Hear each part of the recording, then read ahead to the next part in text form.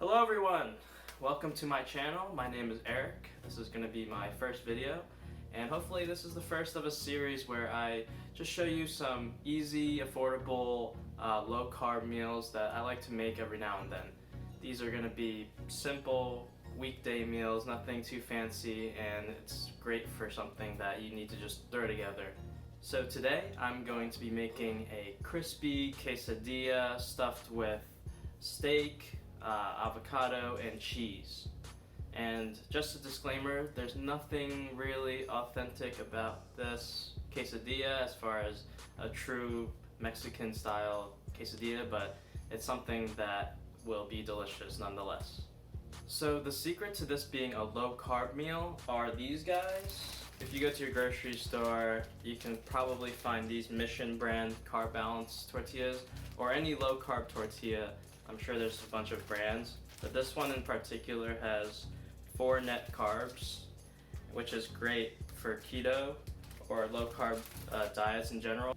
And the thing about those tortillas is I don't recommend you just, ripping them and eating them cold out of the package, because they're mostly made out of fiber and that could end up tasting a little cardboardy for you. So I think if you toast them in the pan a little bit, at least warm them up, they taste just as good as the original kind. Alright, so enough talking, let's get down to the food. I'm going to bring you in closer to look at the ingredients. Alright, so like I said before, we're going to use one of these Carb Balance tortillas.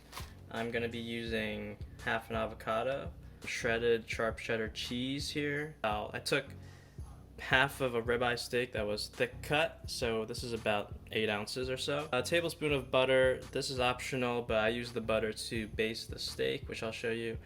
And then you can use anything you want to season the steak. I'm using Montreal steak spice here. As long as it's 0 sugar, you should be good. Now, it's worth mentioning, this recipe is just a guideline. I'm using steak today, but I've done this plenty of times with shredded chicken breast, for example. So any seasoning you want, any cheese you like, this will work, as long as it's a low-carb food. We have this beautiful ribeye here. I'm just going to put it in a bowl and just shake on a little bit of this Montreal steak spice. It has those interesting spices like coriander and thick black peppercorn that really complements the steak. So this is a mini-avocado. I kind of just realized they sell these. These mini-avocados are great for if you're just feeding yourself, because I like to just eat half at a time as a serving. All I do is tuck a spoon in here, and I'll just kind of scrape this out and lay it on the board. I just go in with a knife, and I just slice it nice and thin. This should be really easy if it's super ripe. And I just spread it out with my hands. Alright, so we have that ribeye that we seasoned up. So the longer you can let this sit with seasoning, especially the thicker the steak is, the better, because the salt within your seasoning is going to penetrate the meat and it's going to be tasting seasoned throughout the meat. So I'm going to be using this Primal Kitchen brand avocado oil. You can use any kind of neutral oil that you want. It's streaking around, which means it's hot. So carefully lay your steak down.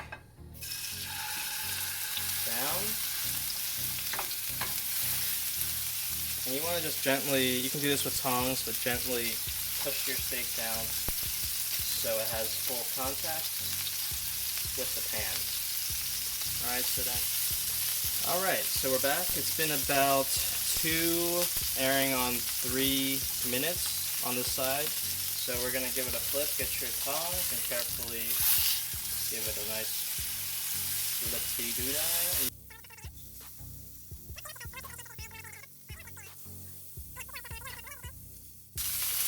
Alright, so I'm going to flip it. You see some nice browning. So if this is a clock, put your steak up at 10 o'clock. Add your butter.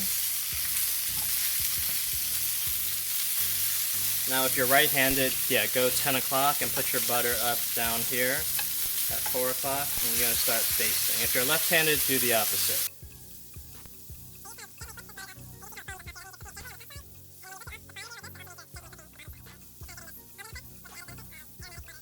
Now if your butter is turning a little bit dark like this, you can add a little bit more neutral oil.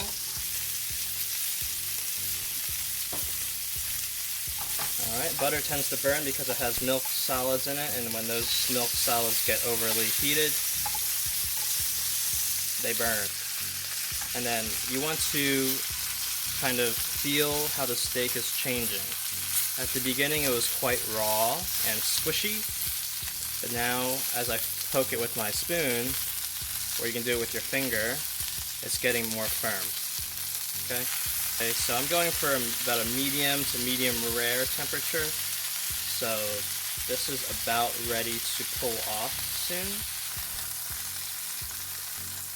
Onto a clean plate. The key now is to set this aside and let it rest. So if you don't know what resting meat is, it's just literally letting it hang out. Don't touch it, don't cut into it because you're too eager to find out if you cooked it well enough. At this point, while you're waiting for it to rest, clean your stove. There's probably a lot of grease that's spilled out, and you don't want your dear mother or roommate to come in and yell at you.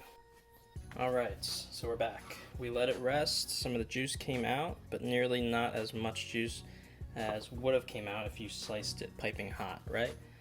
We're just going to slice it just like this, right on a nice diagonal, and just let it rip. You can see here. See it glistening.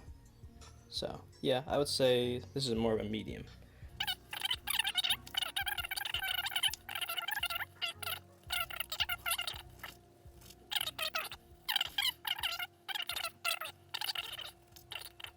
Juices in it, I'm going to toss the steak back in, and as the steak continues to cool down, it's going to absorb those juices. If you just mix these through, you'll get a little bit more flavor than if you just discarded these juices. Alright, so we are back at the stove. I put about a teaspoon of your neutral oil in just to get a nice crisp on that tortilla. So we put in our tortilla at this point. It's okay if it's cold. And we're going to back the heat down to about medium low. Cheese, and for cheese I do this all around. Bring some of the steak in. So if you draw an imaginary line in your head of the quesadilla being having a line down the middle, you want to stuff this quesadilla kind of no more than 40 to 45% of the way over. So you see the cheese is starting to melt on this side, so we're looking good. I'm gonna add that avocado that we sliced. Add a little bit of salt to the top, just because avocado tends to be quite fatty and creamy. Just a nice drizzle of some hot sauce is nice. Has a little keto touch. You don't have to do this. A little bit of Japanese mayonnaise is nice on here. Alright, let's check again. It's taking on a little bit more color. At this point, we can give it a good old halfway flip here. On the open side, do a nice little flip. Alright. So we can see it's got a nice crispy crust. You can check both sides. I usually just eat it whole, but I guess for checking, getting a cross section, we can cut this in half. This is what we end up having. A nice protein-rich, fat-rich, keto-friendly, low-carb quesadilla. So it's cheesy, it's got creaminess, it's got meatiness, and it's really nutritious. So let's give this a try. Okay, so let's give this a try.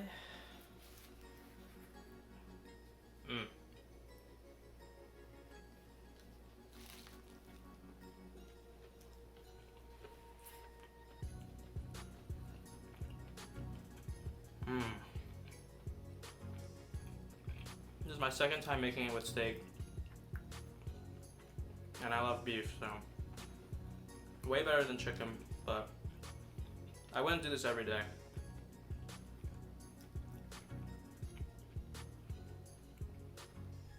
Oh, wow, that is incredible, incredible. All right, guys, thanks for watching. Thanks for stopping by. I hope you took something away from this video. And like I said, this is a super easy, great weekday meal, snack maybe if you eat half. And like I said, I plan on making more of these videos, so if you like it, please subscribe and let me know what I should make next. Bye.